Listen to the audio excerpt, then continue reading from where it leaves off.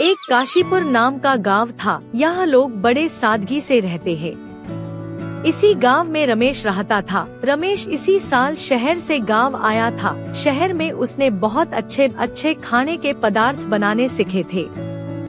गांव में आने के बाद उसने देखा कि गांव के लोग अभी भी वही गांव का सादा खाना खाते हैं। उसने सोचा, अगर मैं गांव में एक ठेला चालू करूं तो मुझे भी मुनाफा होगा और गांव वाले भी अच्छे खाने का मजा ले सकेंगे। वह सोच में पड़ गया। मैं ऐसा कौन सा खाना बनाऊं जो गांव के लोगों को अच्छा लगे।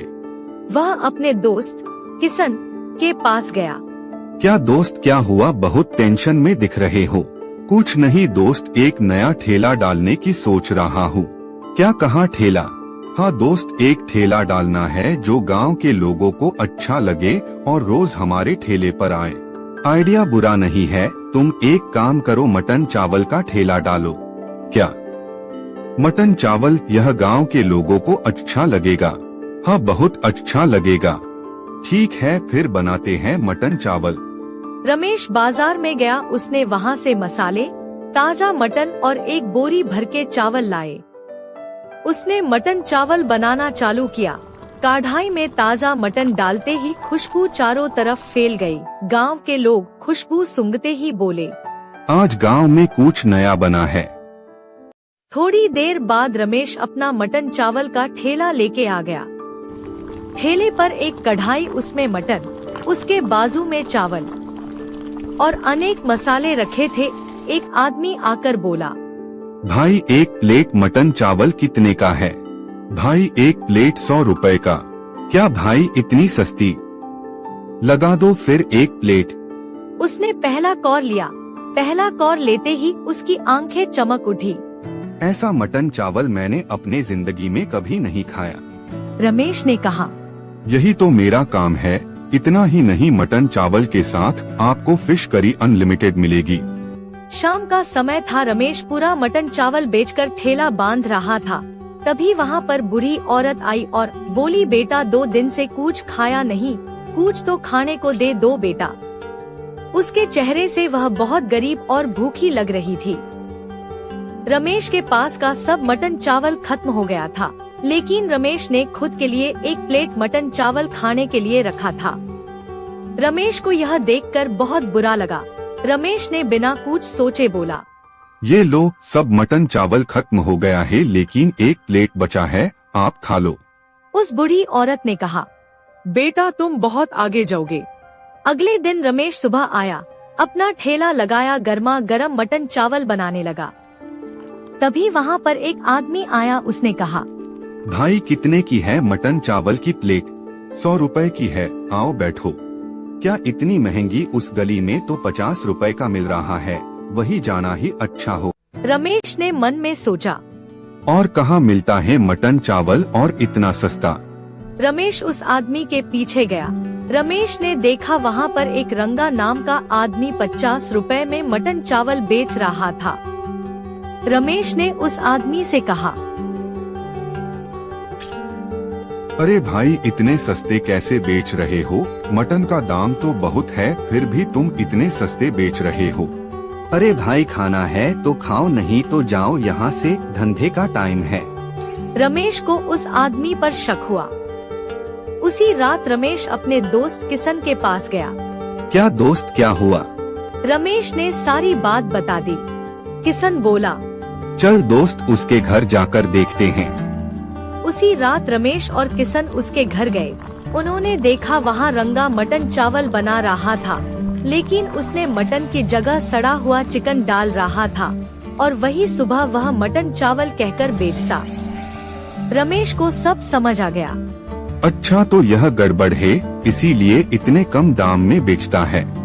अगले दिन सब बात रमेश गांव वालों को बताई। उसी समय रंगा वहाँ पर अपना ठेला लेकर आ गया। गांव वालों ने रंगा को चारों तरफ से घेर लिया और रंगा को बहुत पिटा। रंगा वहाँ से जोर से भाग गया। गांव वाले रमेश को बोले, धन्यवाद रमेश, नहीं तो हम ऐसा सड़ा हुआ खाना खाकर बीमार पड़ जाते। रमेश ने कहा, दाम कम कर दे, इसका ये मतलब नहीं कि उसी क्वालिटी का खाना बनाए।